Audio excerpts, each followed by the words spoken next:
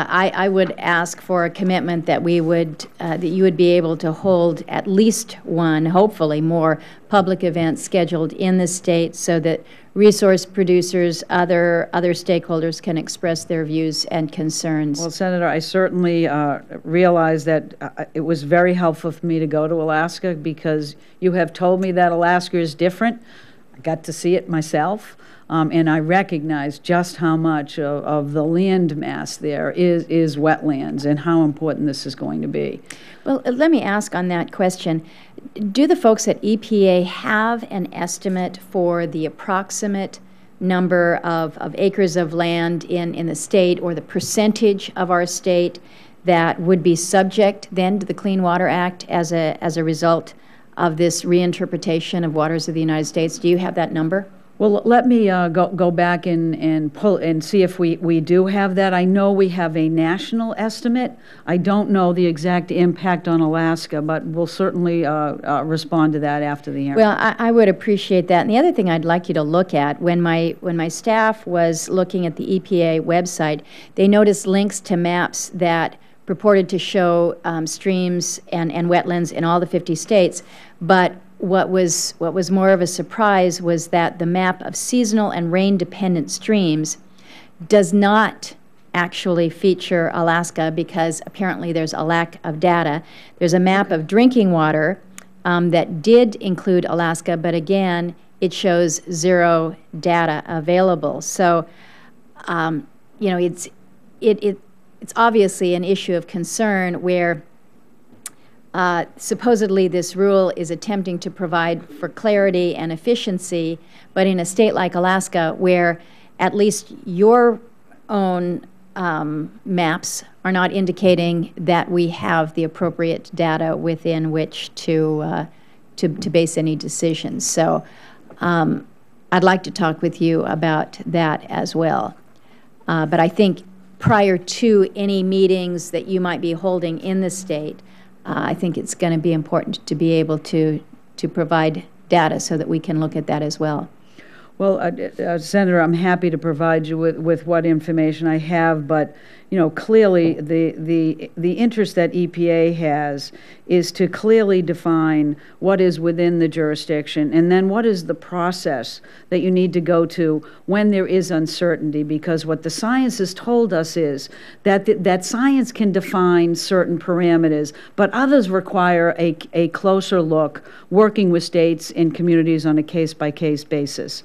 And so there is the opportunity to be certain in some areas, but to hopefully define a streamlined process in areas where the data isn't available so that judgments can be made and the basis of those judgments can be consistent as the Army Corps makes 404 decisions and EPA interjects and comments on some of those. And I appreciate a desire for consistency and certainty, but you have started your comments out recognizing that there are unique aspects to a state like Alaska, Absolutely. 1/5 the size of the United States of America, a state where you will get the percentage for me, but in terms of wetlands in our state, some would say that almost the entire state is subject to a wetland determination. So what that might mean for us is incredibly significant, and as I have mentioned in my comments,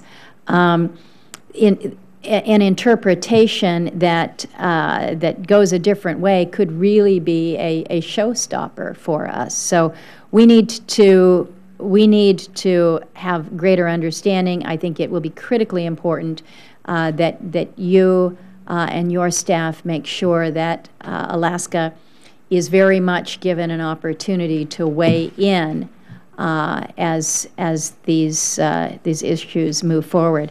And I will ask you, we have had I think a pretty good working relationship between the senior staff at EPA, who have made themselves available to meet with my senior folks to talk about usually a laundry list of issues that we have compiled that come up. Some of them we've been able to work through. The issue last year was the mom-and-pop veterinarian clinic Right. that was Forgotten subject to about the that. same incineration rules as a major factory. We were able to work through some of the specifics. We have a lot more on our plate, not the least of which we're still continuing to work on the small incinerator initiative. Great deal of concern still with where we are with the fish grinding requirements for discharge from offshore processors. So I'd like your commitment to continue the practice that we've had over the past couple of years, to have your senior folks with operational authority sitting down with my senior advisors in discussing many of these issues. And if we can get a meeting scheduled sooner than later, I think that would be helpful for both sides. It's been incredibly valuable, and of course, we'll continue that, Senator. Good. I appreciate that. And, Mr. Chairman, I have one more quick question, if I may, and then I'll conclude. And this relates to the budget request on the agency's hydraulic fracking study. Yes. You've requested an increase of $8.1 million over last year's level. This study was the result of congressional direction in the 2010 Interior bill, which requested an analysis of the, quote, relationship between hydraulic fracturing and drinking water. So now, according to your budget, you're expanding that study beyond the original congressional mandate to include additional issues such as water quality in general, air emissions from oil and gas operations, including volatile organic compounds and hazardous air pollutants.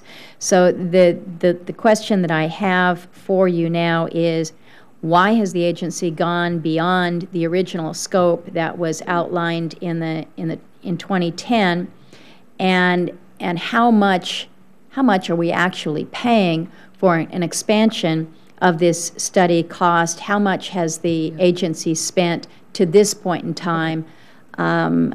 As you know, many of us are very concerned about this and feel that the effort coming out of EPA is a duplicative effort. And if we're just spending more money in an effort to expand a project that really doesn't have the authorization to expand, we want to know.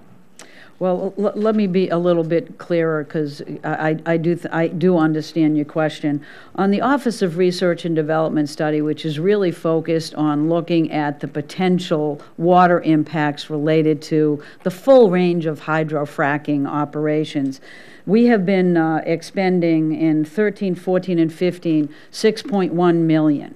My understanding is that this budget requests a similar amount of 6.1, I'm sorry, did I say billion? You said million. Oh, I was thinking, wow, that'd be great, wouldn't it? Million for the drinking water study. The additional funds are being used for research that's being done collaboratively with DOE and DOI. 4.3 million of that is looking at water quality and ecological studies. That's separate from the ORD, that's research efforts. And then the 3.8 million is air emissions.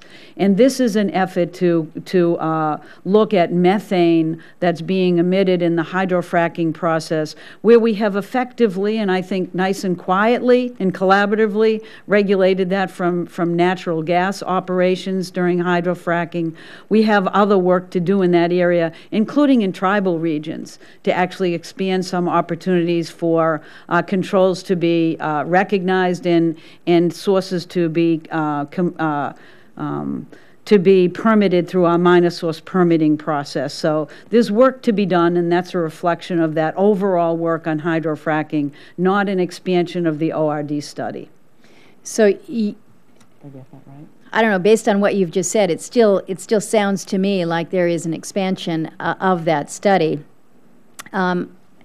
You've indicated that you have other agencies that are part of this, but it would appear that it goes beyond what was originally asked in our FY 2010 Interior bill.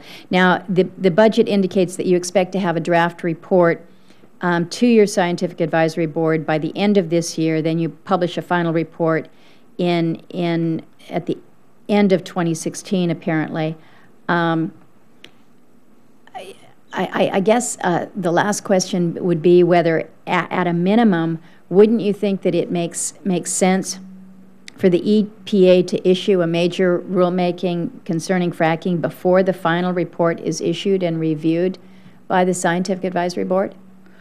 I'm not aware of any rule that's currently being contemplated, Senator. This hopefully will bring to light data that we haven't seen before and will allow everyone to make judgments. Right now, the most important thing that I think we're doing is working to provide states some technical information that they can use if they want to as the line of first defense to protect water in their states.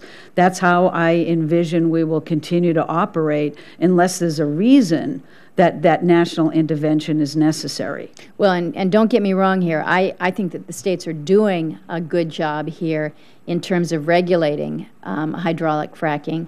And so I just don't see that we need to add another layer with EPA onto that regulation. I'm looking at your budget and trying to follow the timeline here, and that's why I raised that question. All right. I appreciate that, Senator, and we're not in disagreement. Okay. Mr. Chairman, that concludes my questions. I appreciate the comments today.